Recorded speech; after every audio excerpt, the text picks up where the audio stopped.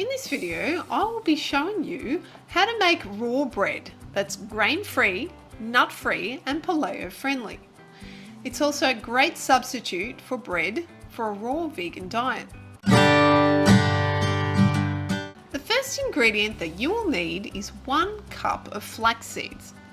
It is better to buy the seeds whole and then grind them up yourself in a coffee grinder if possible. And this is because they stay fresher for longer compared to buying flaxseed meal.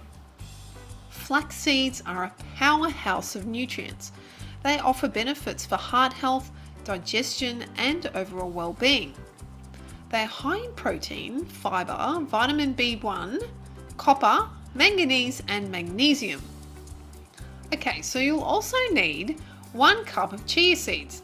Now adding chia seeds to the recipe helps to balance out the strong taste of the flax seeds, but you could substitute the chia seeds for another cup of flax seeds if you don't mind the stronger flaxseed taste. Then you want to finely chop 1 onion and add it to the bowl, 1 crushed clove of garlic, and then we add 1 1/3 cup of sunflower seeds to the mix. You could grind them if you would like a smoother textured bread. Then you need 1/2 cup of ground pepitas. You could also add 2 tablespoons of tamari or soy sauce if you want to add more flavour, but this is entirely optional. You also want to add 1 teaspoon of Himalayan salt. You want to add 2 cups of water and keep mixing. Check for the consistency as you go. So you want the seeds to soak up the water and then turn sticky and soft enough to hold together in your hand. Now it's ready to be spread onto the dehydrator. Make sure that you spread it out evenly.